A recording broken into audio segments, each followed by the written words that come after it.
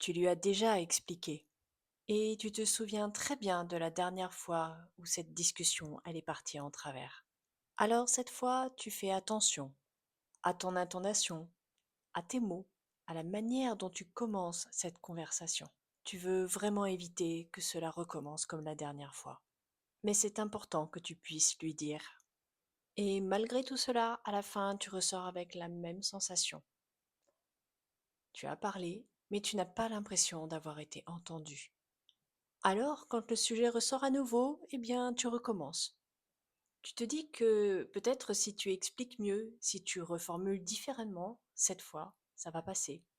Est-ce que le vrai problème, c'est vraiment ta façon d'expliquer ou est-ce qu'il se passe autre chose? Je suis Béatrice. J'accompagne les personnes qui veulent sortir du brouillard, retrouver la confiance dans ce qu'elles ressentent et devenir la version d'elles-mêmes qui se sent vraiment à leur place dans leur vie. Aujourd'hui, on va parler de ces moments où tu fais quasiment une conférence pour parler de ce qui est important pour toi dans tes ressentis. Tu penses que c'est essentiel de donner du sens et que c'est une marque de respect envers l'autre. Tu as horreur des conflits. Dès lors qu'il y a une difficulté, tu vas vouloir instaurer le dialogue. Tu veux tout de suite apaiser les choses et retrouver l'harmonie. Et dans une discussion difficile, tu vas expliquer ce que tu as ressenti, pourquoi tu t'es senti blessé et pourquoi c'était quelque chose qui n'était pas rien pour toi. C'est peut-être quelque chose que tu as plus souvent rencontré dans une relation de couple. Ces conversations, tu en as eues et pourtant, tu as l'impression que rien ne change. Peut-être même qu'on t'a dit que tu étais trop prise de tête. Ou alors, ça change, mais 5 minutes, pas plus. Le temps d'une discussion. Et puis très vite, tu te retrouves dans la même situation peu de temps après, au point où tu te demandes si cette conversation a vraiment eu lieu. Tu penses que tu as encore besoin de préciser, de te justifier. À force, tu ne sais pas si tu es en train d'expliquer ce que tu ressens ou de te défendre d'avoir ressenti quelque chose. Et c'est peut-être ça le vrai problème. Tu ne ressors pas de ces conversations en étant seulement fatigué. Tu en ressors avec encore moins de confiance en toi qu'avant. Dans ces moments-là, tu te dis, je veux juste qu'il ou elle comprenne ce que je veux lui dire, hein. Tu as juste besoin d'avoir en face de toi une personne qui ne te fait pas du mal, même si ça n'est pas intentionnel. Tu as besoin de te sentir en sécurité émotionnellement avec l'autre. Et c'est normal. Quand quelque chose t'a blessé, tu as envie de l'expliquer. Alors tu argumentes, tu dis les choses calmement, en faisant attention à ne pas avoir une approche qui soit accusatrice. Tu es en train de parler en faisant attention à ne pas déclencher la même réaction que la dernière fois. Et rien que ça, déjà, c'est lourd. Et c'est peut-être là qu'il faut commencer à regarder ce qu'il se passe. Au départ, tu crois que le problème, c'est ta formulation. Et parfois, dans certaines discussions, mieux formuler, en effet, ça peut aider, c'est sûr. Le problème commence quand tu expliques les choses 100 fois, mais que l'autre en face de toi n'en tient absolument pas compte, il ne fait aucune correction pour que justement ces situations, tu puisses les vivre de manière moins douloureuse, ou pire, hein, que c'est toi qui en fais tout un flanc. Est-ce que tu vois la scène? Tu veux parler d'un truc qui t'a blessé? Mais avant même d'ouvrir la bouche, les souvenirs de la conversation remontent en toi et pas seulement dans ta tête. Tu entends à nouveau le ton, les mots, tu sens ton cœur s'accélérer, ta gorge se nouer, tes muscles se crisper. Alors cette fois, tu vas essayer d'éviter ça. Tu y vas doucement, tu prends des pincettes, tu essaies de rester posé et concentré même si c'est complètement chamboulé à l'intérieur. Tu sens ton corps qui se tente, que tu cherches tes mots. Tu as envie qu'on te comprenne, mais en même temps tu as peur de ce que ça peut déclencher cette conversation. Mais malgré tous tes efforts, parfois, c'est ce qui arrive quand même. Et tu ressors de là vidé, triste, en colère. Il t'a fallu du courage pour avoir cette conversation, et malgré tout, tu as l'impression d'être passé à côté. Et même pire, hein, tu as l'impression que cette conversation, elle a fait grandir le doute à l'intérieur de toi. Et après ça, la rumination reprend ses droits, ça tourne dans ta tête et tu te demandes encore ce que tu aurais pu faire différemment. Petit à petit, même sans t'en rendre compte, hein, tu te remets encore en question et tu en reviens toujours à la même idée. Comment est-ce que j'aurais pu expliquer les choses différemment? Et c'est là que j'ai envie de te poser une autre manière de regarder les choses. Est-ce que le vrai problème, c'est ta façon d'expliquer les choses? Est-ce que c'est seulement l'autre qui ne comprend pas? Parce que si c'était qu'une question de mots, à force, les choses devraient bouger, non? Mais parfois, tu n'es pas face à une personne qui a envie de comprendre. Cette personne a déjà décidé ce qu'elle pense de toi, ce que tu aurais dû faire ou ne pas faire dans cette situation. Et si elle ne cherche pas à t'entendre, tu peux expliquer en long, en large et en travers, il ne se passera absolument rien. Tu vas repartir avec le bagage de tes émotions. L'autre ne t'écoute pas pour te comprendre, mais peut-être juste en mode défensif, pour te contrer, pour ne pas perdre la face, pour ne pas reconnaître qu'il a pu se tromper, être blessant, ou qu'il existe juste une autre vision que la sienne. Et là, c'est dur à accepter parce que tu te sens complètement invalidé.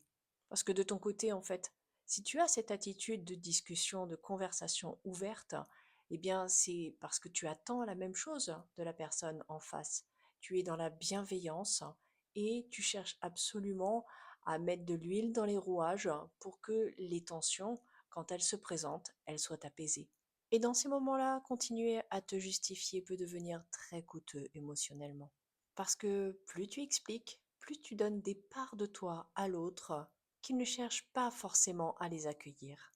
Et c'est peut-être là le déclic. Tu n'as pas besoin de convaincre quelqu'un qui n'a pas envie de t'entendre pour que ton vécu soit valable. Ton ressenti, c'est le reflet de ce que tu penses profondément. Et dans ce cas, la question que je te pose, c'est qu'est-ce que l'on peut penser de quelqu'un qui est complètement hermétique au ressenti de l'autre? Je te laisse méditer cette question. Et tu vois, dans ces discussions, à la fin, c'est toi qui te demandes si tu n'es pas trop, si le problème finalement, il ne vient pas de toi. Et c'est là que ça devient vraiment usant.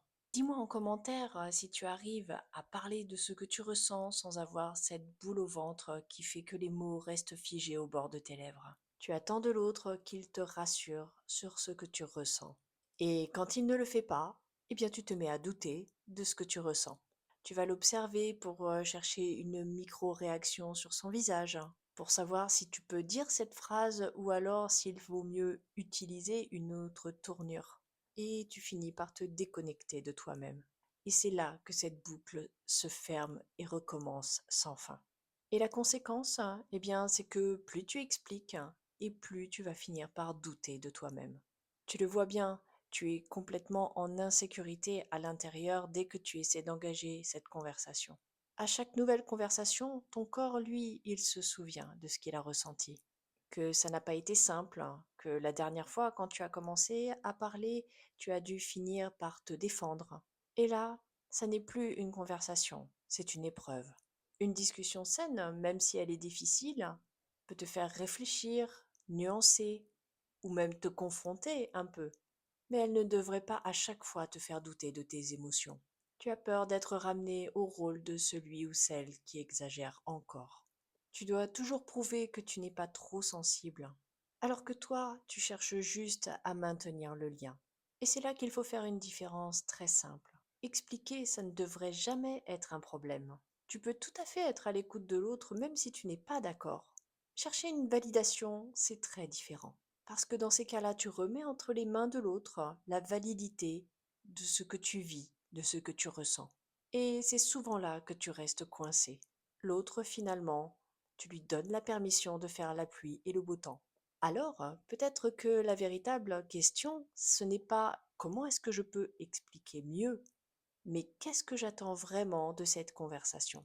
Et tant que tu ne vois pas la différence, tu peux continuer longtemps à chercher la bonne phrase.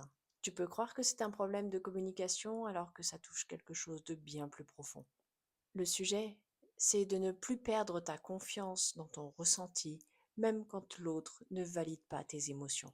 La phrase que j'entends le plus de la part de mes clients et de mes clientes en séance, quand je leur demande ce qu'ils veulent vraiment, ils me répondent: «Je veux me sentir bien».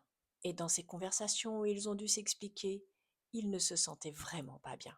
La reconstruction commence quand tu peux reparler de ce que tu ressens sans perdre complètement ton calme, ta clarté ou ta confiance en toi. C'est ça, retrouver sa boussole intérieure. Ce n'est pas devenir quelqu'un qui ne doute jamais, c'est de ne plus dépendre de la réaction de l'autre pour savoir si tu peux croire en toi. Et ça n'est pas quelque chose que l'on règle avec une phrase magique. Alors, est-ce qu'une partie de toi commence à sentir que le vrai sujet, ce n'est plus de trouver les bons mots, mais bien de retrouver ton propre apaisement intérieur? Si tu sens que tu es dans cette boucle, que tu expliques, que tu reformules, que tu essaies de faire entendre ce que tu ressens, mais que tu ressors souvent avec plus de doutes que de clarté, alors c'est qu'il y a peut-être quelque chose à explorer plus en profondeur. J'offre quelques créneaux de 30 minutes pour faire un diagnostic de là où tu en es. Le lien est en description. Ce rendez-vous est là pour regarder ce qui se joue dans ta situation et voir si un accompagnement peut t'aider progressivement à retrouver ta clarté intérieure, ton discernement et à retrouver ta capacité à redevenir ton propre point de repère. Si cette vidéo t'a inspiré, n'hésite pas à mettre un pouce, à t'abonner et à la partager si tu connais d'autres personnes qui, elles, ont besoin aussi de redevenir leur propre point de repère pour enfin se sentir bien dans leur vie. Et si tu veux d'autres clés pour savoir ce qui se joue dans ces conversations, n'hésite pas à aller regarder cette vidéo sur l'inversion de responsabilité. Je te dis à très bientôt pour une prochaine vidéo.